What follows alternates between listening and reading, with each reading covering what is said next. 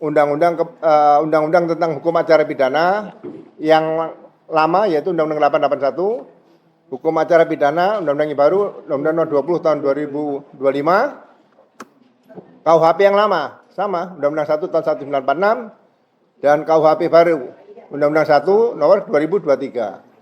Ya. Kemudian pedoman Kejaksaan Republik Indonesia nomor 1 tahun 2026. Kalau kita membaca itu semua, saya yakin kita tidak usah memberikan penjelasan panjang lebar seperti ini lagi.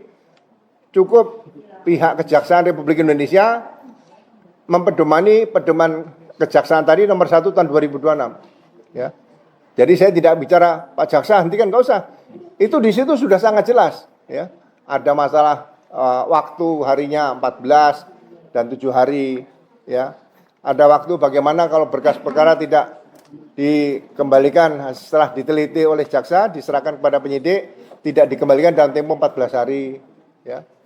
Ada pedoman di situ yang mengatur bagaimana kalau SPDP, surat pemberitahuan dimulai penyidikan, dikembalikan oleh jaksa kepada penyidik beserta berkas perkaranya. Nah, di situ jelaskan lagi, harus dibuatkan SPDP baru dan surat perintah penyidikan baru. Nah, saya membayangkan sebagai mantan penyidik, kalau diterbitkan SPDP baru dan surat perintah penyidikan baru, berarti berkas perkara harus dimulai lagi, start. Ya, start. Berarti kalau kita naik taksi itu bisa ada tujuan lain, nah pindah ke tujuan lain tuh, diperbarui lagi.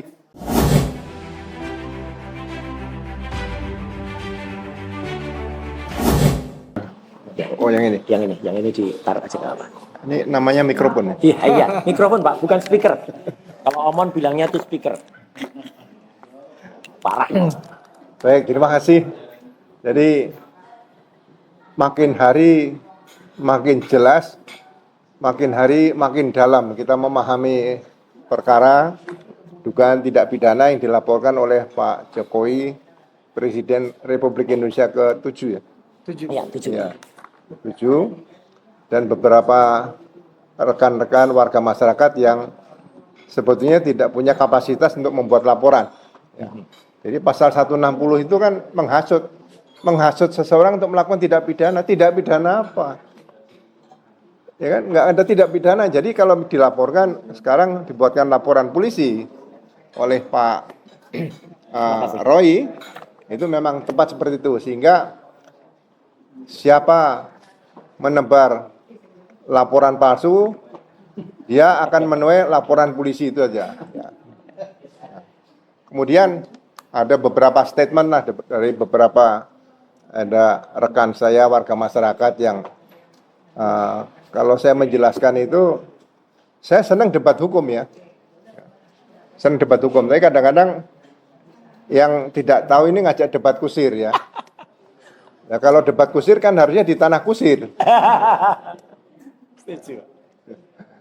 Jadi masalah kaitan dengan keadilan restoratif atau resto justice ya.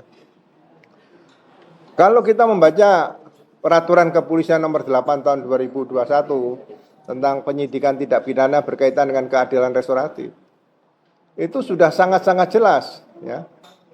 Memang di situ lebih luas, tapi sudah disempurnakan oleh Undang-Undang nomor 20 tahun 2005, yaitu hukum acara pidana pasal 79 sampai 84 itu ketentuan umum tentang keadilan restoratif.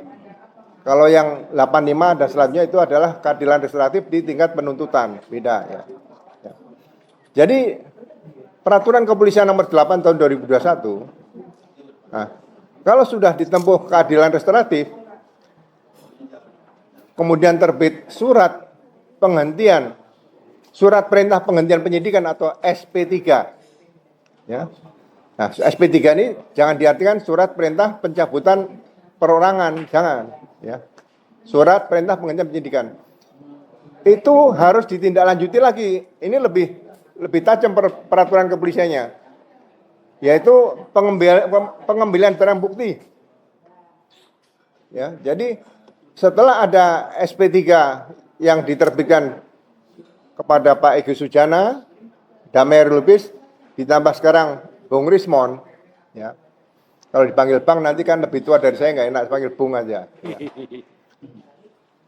Jadi Bung itu saya masih muda, Mas. Oh iya. Kalau bahasa Jawa naik rebung gitu ya. Oh, Rabung. Iya.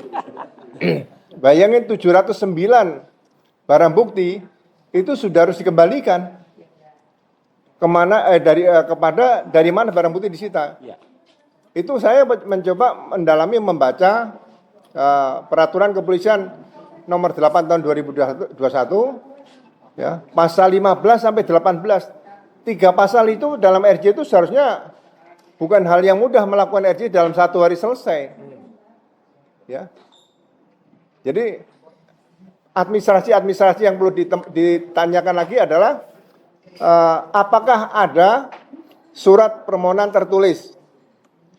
Kalau peraturan kepolisian ini ya, yang diajukan oleh pelaku, kemudian korban, ya, kemudian keluarga pelaku atau korban juga bisa mengajukan surat ditujukan kepada, karena di perkara di Polda, bukan ditujukan kepada Dirkrimum, tapi kepada Kapolda Metro Jaya. Nah, kelengkapan administrasi ini kalau tidak ditempuh, berarti RJ-nya tidak sah. Berarti kalau RJ-nya tidak sah, ketiga tersangka harus dikembalikan pada posisi semula dulu. Ya. Untuk mengembalikan tersangka pada posisi semula, berarti harus ditempuh pra-peradilan. Jadi kan tambah rumit ya. Ya. Tapi kita tidak perlu perumit. Berarti SP3 dianggap sudah sah. Nah, SP3 sudah sah, berarti perkara tidak akan bisa maju ke pengadilan. Jadi tidak ada, saya juga tidak pernah minta penghentian penyidikan. Saya juga tidak mengharapkan ada permintaan restoratif. Itu kewenangan yang ada, kewenangan yang dimiliki penyidik. Ya. Jadi bagi rekan-rekan yang mungkin ingin mendapat penjelasan atau kuliah dari saya, ya, yang jelas, mari kita baca pelan-pelan undang-undang tentang hukum acara pidana yang lama, yaitu Undang-Undang 881, hukum acara pidana, undang-undang yang baru, Undang-Undang nomor 20 tahun 2025, KUHP yang lama, sama, Undang-Undang 1 tahun 1946, dan KUHP baru, Undang-Undang 1 nomor 2023. Ya. Kemudian pedoman Kejaksaan Republik Indonesia nomor 1 tahun 2026.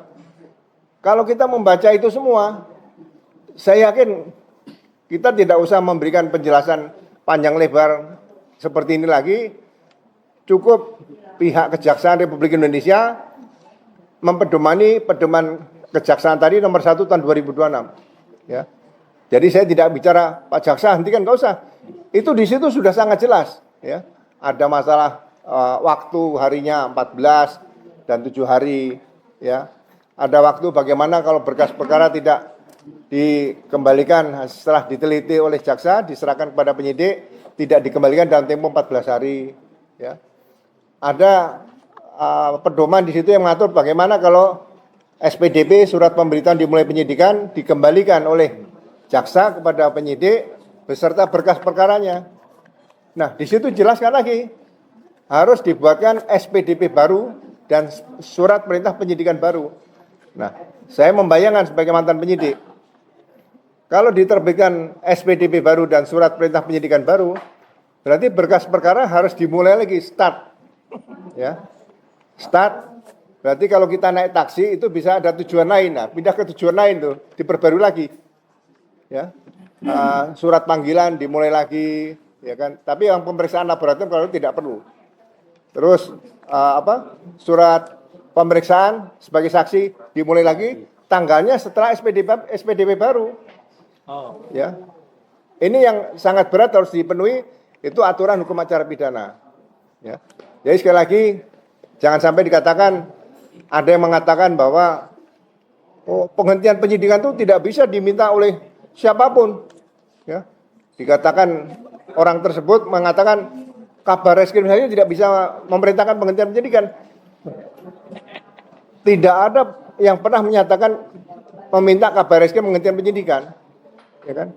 Tapi meninjau mungkin iya seperti itu.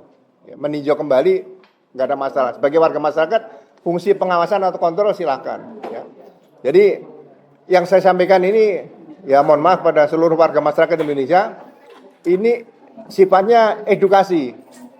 Kalau misalnya ada yang salah, ada yang tidak benar dari saya sangat terbuka apabila bisa mengundang saya atau memberitahu saya ketemu di mana, kita diskusi, kita debat hukum, itu lebih konstruktif, lebih edukatif, dan lebih bermanfaat daripada debat kusir yang kemudian kalau itu dipaksakan, orang akhirnya sakit, akhirnya debat kusir itu bisa pindah ke tanah kusir seperti itu. Ya. Itu saja, terima kasih.